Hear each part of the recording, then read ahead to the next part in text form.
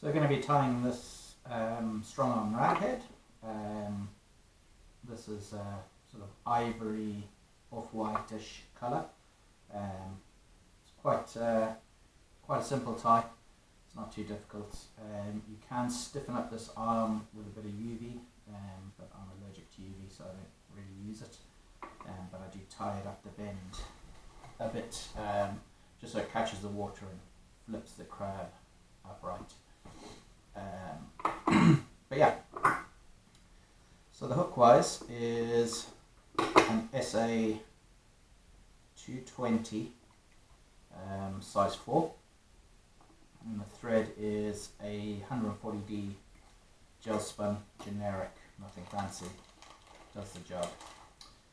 I'm going to put on a yellow and black dumbbell on the front there. Just use figure of 8 reps, quite close to the eye, probably leaving 2 mils or so.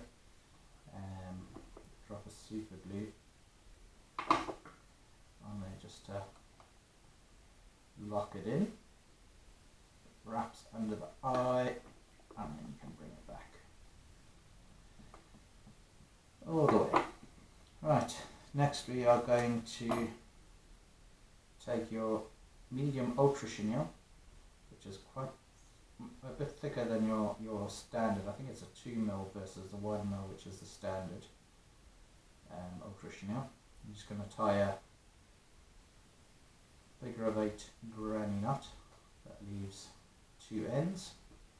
Just going to burn that with a lighter just to sharpen up the tips. Then you're not going to be able to see, but I'm just going to add some, well, maybe I can actually lift it. Oh, there we go. Just going to add a touch of yellow to the bottom of the claw,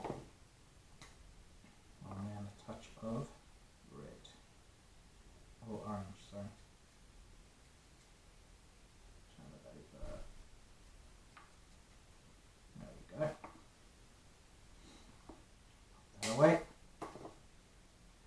So that's the claw nicely coloured in. Now I've put my thread all the way round the bend. I'm just going to bring it up a touch just so I can tie this in. So I generally make it the same length so the knot of the claw is in line with the barb, and then my tie-in point is in line with the eye. So it's kind of the length of the shank. I'm just going to tie this in. I'm just using my thumb to hold the claw out. I'm just wrapping the thread all the way around the bend. Again, because that's tied around the bend, when it's out of the vise, that claw will sit upright and out of the way. So I drop a super glue onto that claw base. Keep it nicely in place. Then we're going to take a strand of pearl crystal flash, double it over, just wrap it round the thread, tie it so that it's 2 strands on either side, and then cut them off just a touch shorter than the claw. Just add a little bit of flash. Now, if you're on the water and you don't need that, you can cut it off quite easily. Next up, I'm going to make a little doubling loop. I like to double over my thread just to make it extra strong. And then if you're spinning and one of the threads snap, you're not stuck with a broken loop. I'm just going to take a small pinch of rabbit fur. This is like an ivory off whitish colour. It's quite nice that I got a load of a while back. I've never actually seen that colour before. It's kind of not quite white, but it's not cream either. It's just like a off-whitey pale colour. really nice. Let's spread that out. And we're going to spin up this brush of rabbit fur.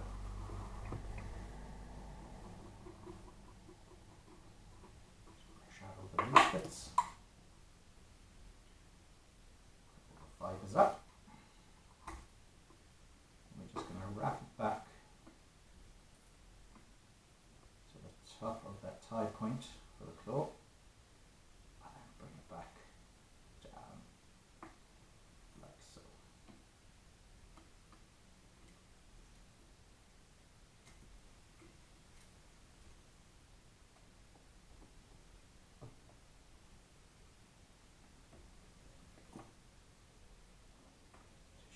Scissors. Just neaten it up. Make sure those fibres are pointing backwards. Pull the brush out. Now we're going to tie in the legs. So the legs I'm using round rubber. Literally, that's about 2.5 inches. 3 strands. Now I'm going to tie this 2 wraps in the center, like so. So it's kind of across the one side, and then we're going to fold it back over itself and tie it so that it's folded back and it falls back at the same sort of angle as the other side. There we go, just like that. Now it should be pretty much bang on the same length, well, almost. Next I'm going to take my pre-made bodies for the rag head that I do. I've already got a couple cut out, but you basically just want to tie one on the bottom, like so. Make sure it's nice and centered. Cut off that extra tab, and then I'm going to take one over the top.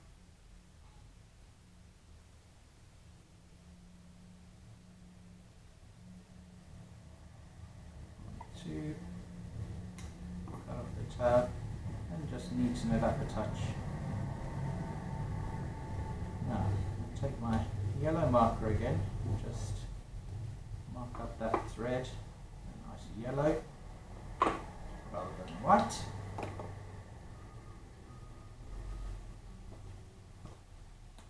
I'm just going to tie it off. Now, once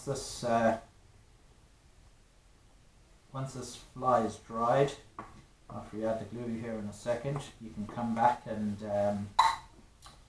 add a weed guard if you want.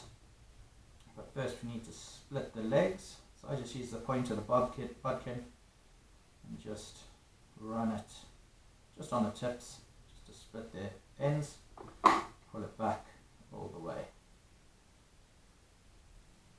There we go.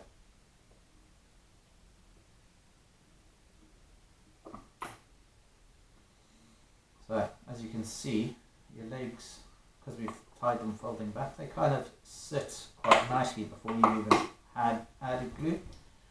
I use the UHT Ultra Max Repair Power glue. It dries clear and pretty flexible. But the reason I like it is it's solvent free, no smell, and really strong. I know a lot of folks like the E6000, and I'm just putting a little layer across that bottom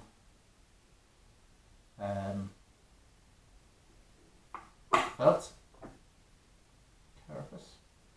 I'm just mashing it in, making sure that I don't push out too much of it. We're going to fold this one back. Just going to add a little layer over the top of this one. Oopsie. Trying to do this in the camera so that you can see what I'm doing, but got it done there.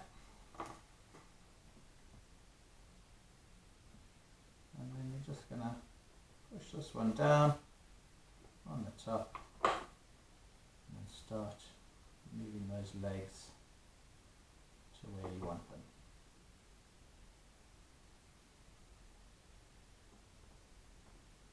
I find with this mat repair, 5 or 6 minutes starts to set, so you can't really move them after that, but before that you can pull them, make sure they line up with each other on either side, etc. And that is a raghead crab, which I'm going to pop into my holder. Well, it's not really a holder, but I'll just push that in so that the top carapace is kind of flat on the bottom of the foam. Take this one up, that one's dry. And then you just move your legs out where you want them. Leave that dry for a couple of minutes. And that's it. Done. That's your raghead with a strong arm.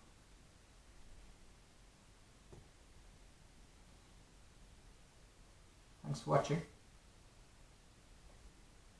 Be another video soon, I'm sure, now that I'm back at it.